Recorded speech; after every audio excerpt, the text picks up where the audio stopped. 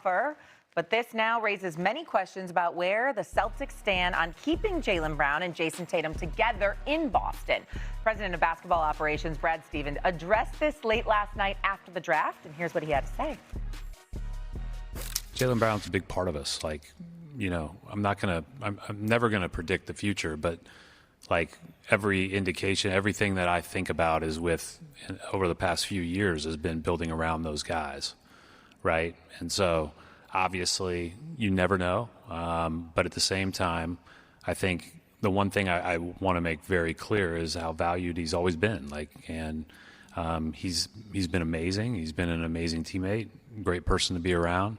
And, you know, whether that run ends 10 years from now when he retires or before, there's a lot to celebrate. And, you know, that we have a great relationship and an open relationship where we talk about everything. And but I don't want to predict the future. But, you know, I look at it as this is our team.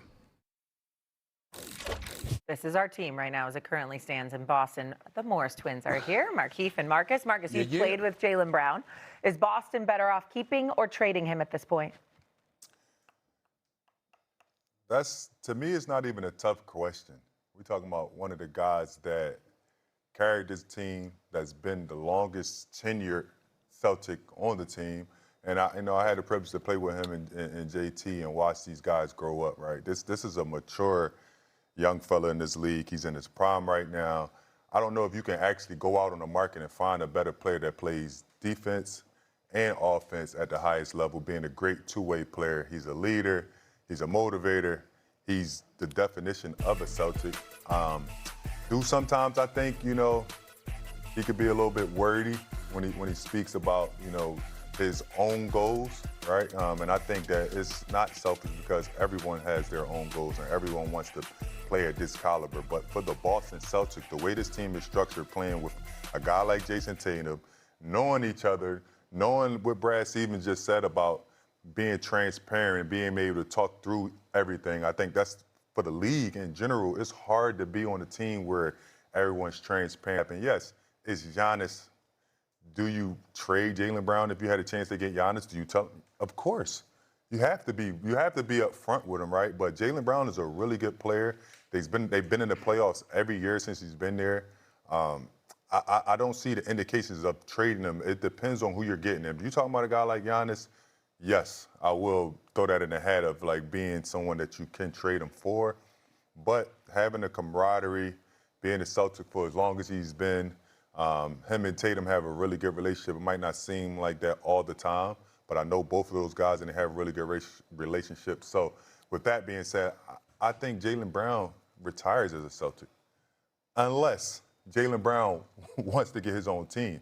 And that's the biggest part. I don't know if it's about the Celtics right now at this point. I think it's Jaylen Brown of recognizing, hey, do I want to continue to do this Batman and Robin thing with Jason Tatum?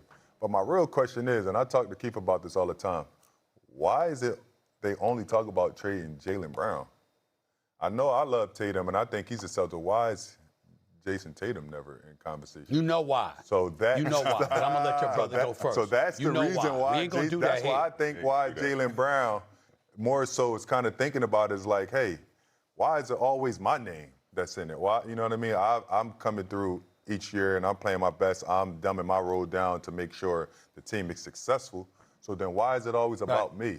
And that's the part where I'm like, I think this is more of a Jaylen Brown thing than a Boston Celtics thing.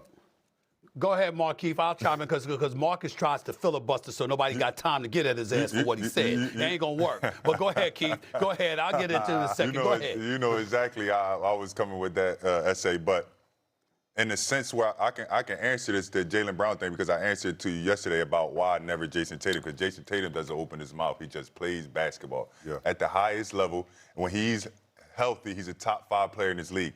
That's why you don't trade him. That's why Jason Tatum is never in the conversation. Yeah, I'm just asking. And secondly, I want to say this about Jaylen Brown. If he wants to be traded, trade him. The question is, what can you get back for him? When Giannis was on the table, it's okay to trade him for Giannis. But then when you look around the league, who is willing to give up a guy that's the same caliber as Jaylen Brown that's going to help the Celtics win right now. See, the Celtics don't want to lose, so they're not going to trade him for anything. They're not starting over. And with Jaylen Brown, you look at his contract, man, the man is making $230 million. He will get over this. Yeah, trust me. With them checks hitting them first and the 15s, he's going to get over this, right? You know, and they're going to be a good team. They know what they have, right? So if you don't trade him, you know what you're coming back with. But if he wants to be traded, find the right trade package that doesn't hurt the Boston Celtics and let him go. This is a very sensitive situation for the Celtics. If you have a girlfriend and the prom's coming up and you ask the girl you got your eyes on down the street and she says no, how do you go back to the girlfriend and say, you know what, take me to the prom? Go to the prom with me. I mean, basically, everybody knew that they were going to trade him to get Giannis if Giannis was available. He's pretty sensitive. You would know better than I would that, he thinks that maybe he's a little undersold as a Celtic, which might be some truth to it. But boy, oh boy, now you're going to dangle him for Giannis, don't get him, and make nice. That sounds like, to me, a very tricky situation. Hey, Mad Dog, he's not the first one, though. He's not the first guy that this happened to. This happens all the time around. But this was this was very well publicized, and he didn't end up in Milwaukee. He had some things he said at the end of the season anyway, which caused some issues you don't love. You wonder. You say they get along great. Okay, I'm fine with that with Tatum and him. But now that hold on now. So you were going to trade him for Giannis, but now we'll have him back. We're ready to go again. Well, hold on now. How about if somebody else asks for him? They're in a very, very tricky spot because once you dangle this kind of player out there and don't pull the trigger and then try to make nice again, that to me sounds like it's very, very tricky. It's tricky. Stevie?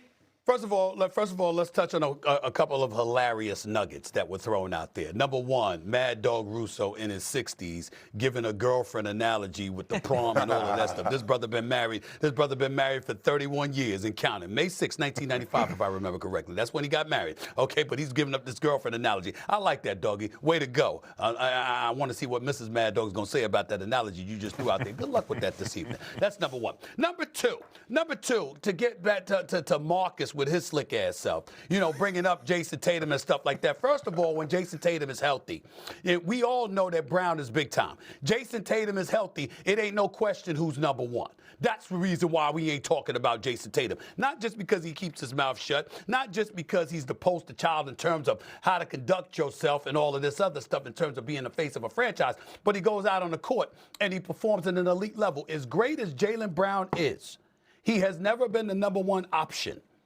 ahead of Jason Tatum. Do you think that's just because they like Jason Tatum and how he looks with his kids? Or is it because the brother go out and give you 27 a night? Let's keep it a buck now. That's number two. Number three, let's also understand this about Jaylen Brown, because the Celtics better off keeping him or trading him. They got to move him. They got to move him, okay? And I'm going to tell you why. Listen to this, y'all.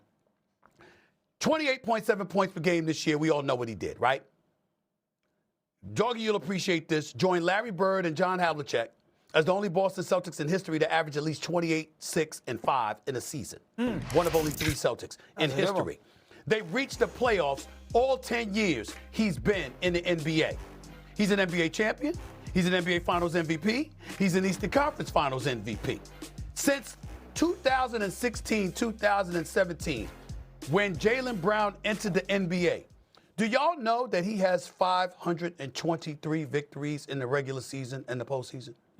Did you know that that is more than any player in the world, including LeBron James? No one has won more basketball games in the regular season and the postseason since 2016-17 season than Jaylen Brown. Think about that. Nobody has won more, okay? Incredibly impressive. And by the way, and so why they talk about trading him? Right. You know why? Because they know he ain't happy. He's not satisfied being deferential to anything or anyone. That's why you have to move him. That's why it's problematic for him to be there. Because you have as far as I'm concerned, he's a superstar player. This brother's something special. He on both ends of the court. You understand? Him chirping at me and all that. Man, please, that's a good brother. Jaylen Brown's a good